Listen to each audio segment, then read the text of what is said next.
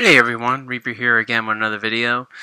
It's been a couple of days now since Stan Lee's death, and I thought I would just talk a little bit about, what the hobby meant to me when it comes to Stan Lee and so forth. And for me to do that, once again, I got to go back. I'll talk a little bit about it, and I just want to show a couple of books that, right around the time I got into collecting and learning about Stan Lee, these were some of the books that I was getting at that time, and remember seeing Stan Lee's name inside them, and reading so much about him in the Wizard magazine, learning that he had so much influence on a lot of the new titles that I was reading at that time. So yeah, I find it interesting that both Stan Lee and Steve Ditko passed away within a few months of each other. Knowing that they had a little bit of a history over the credit of Spider-Man and so forth, but it's really a shame. These guys, although they're all advanced in age, or we're losing them at a pretty fast rate. A lot of the guys that really contributed a lot towards the foundation of our hobby, guys like Stan Lee, Steve Ditko, Jack Kirby, Bob Kane, and so many others. I mean, there are plenty of others out there, guys like Neil Adams and so forth and so on, but a lot of those founders, they're now pretty much, I believe, all gone. So, but anyway, one of the earliest things I can remember about Stan Lee was when I found out about him. I found out that this guy was the creator of so many of the titles that I was interested in when I became a full-time collector, like X-Men and later Spider-Man, and he had his hand in Fantastic Four and the Incredible Hulk and Iron Man and all that, the Avengers. I said to myself, I would like to write this guy a letter. And this was going back to 1993. So I somehow tracked down his office address in California. And I wrote this letter to him. And, I told him how much of a fan I was of X-Men. I thought that these were great characters. I asked him, did he create some of these other characters? All that other stuff. And I went downstairs and I was asking for a stamp. And my father said, what are you doing? I said, I'm going to mail this letter to this guy named Stan Lee. And he asked me who Stan Lee, who he was and all that stuff. And I said, he's a comic book creator, writer, and all that stuff. I wanted to talk to him through a letter, ask him a couple of questions, and all of that. And I remember my father saying, "Are you stupid? This man's not going to write you back. You're wasting your time." And and I said, "Oh, you don't think he'll write back?" He's like, "Oh, he's got better things to do than write you back and so many other people, if he really is that important." And he said that with a bit of a sarcastic tone because my dad hated comic books and all that stuff. He thinks it was stupid, all that stuff. And I was like, "Oh man!"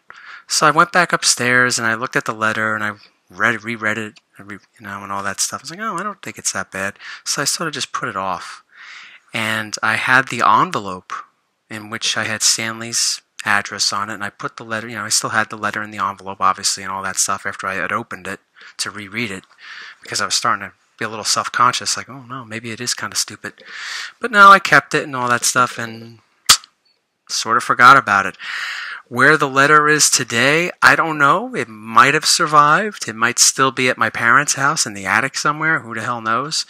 But that's one of the things I remember, personally, about Stan Lee. I was so enthralled with this guy that he created or had part in creating so many characters for the Marvel Universe, like Spider-Man, X-Men, Fantastic Four, Iron Man, Avengers, Doctor Strange. The list goes on and on. I was like, wow, this guy's something else, and that's why I wanted to write a letter to him, just to say thank you, talk to him about a couple of things, and ask a couple of questions, but never got around to sending it to him. It seems to be that's always the case with me. I always wanted to write a letter to Steve Ditko. I was like, I'm going to write a letter to Steve Ditko. And then he died. I wanted to get Bernie Wrightson's autograph. And he died.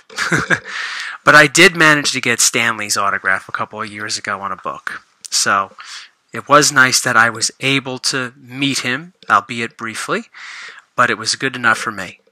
And, yeah. So that's really my personal experience with Stan Lee and all that. But anyway, getting to the books. I have a couple of books here that are the books I purchased back in 1993, so they're original. I've purchased quite a few others back then that around the time I got these, but some of those were sold because I upgraded them, and some of these have been upgraded, and some of these still need to be upgraded, but I just thought it'd be interesting just to show a couple of books from, around the time I wrote that letter, around the time I first started collecting, books that were, I guess, pillars of my collection back then. They're not really pillars today, but back then they were pretty important to me.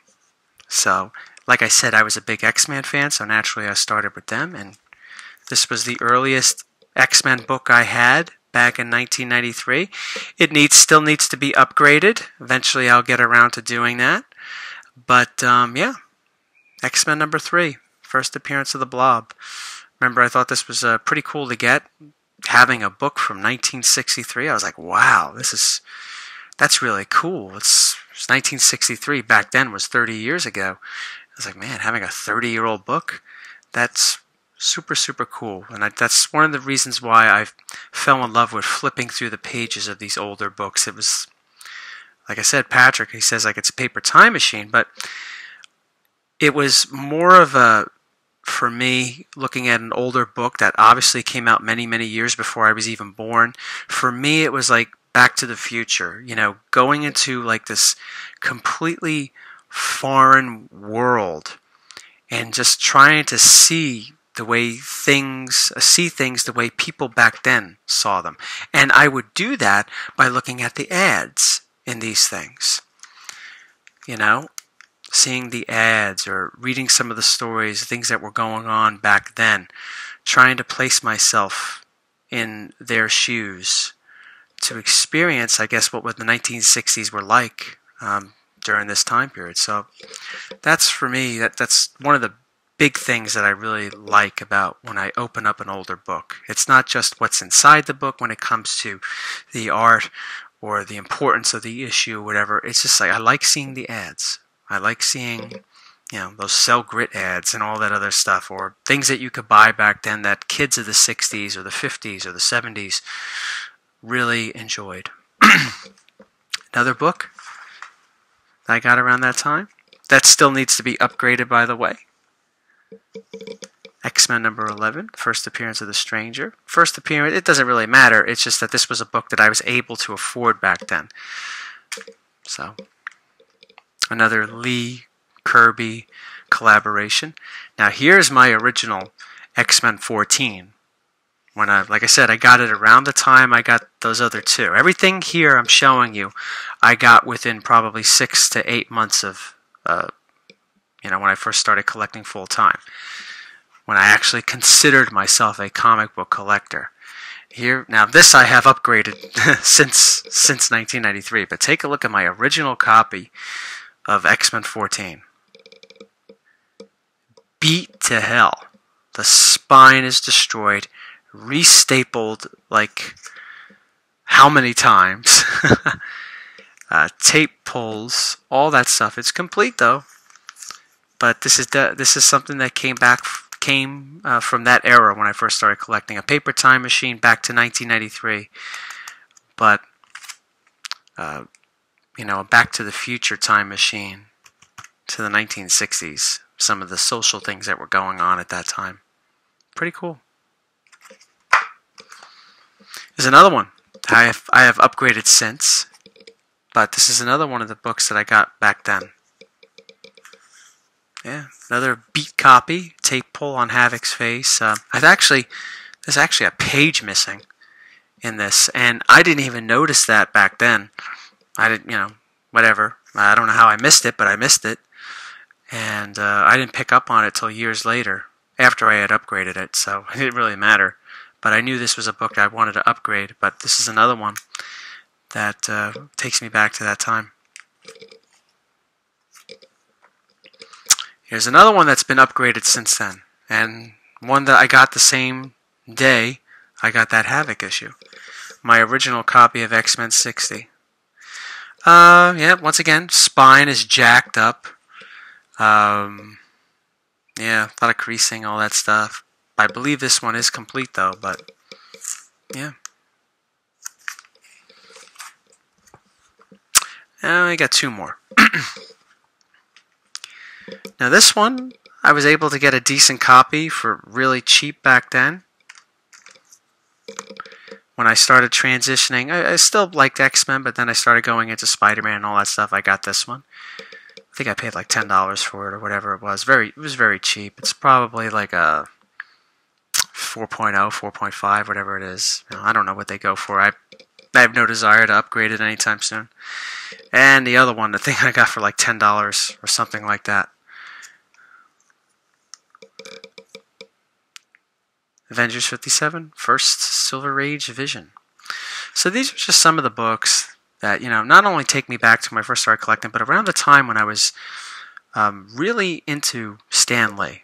I remember seeing, it was a treat to see this, but whenever he would be on TV or whatever, and it was very rare that you would see one of those guys on TV, whether it's Stan Lee or Jack Kirby or whatever.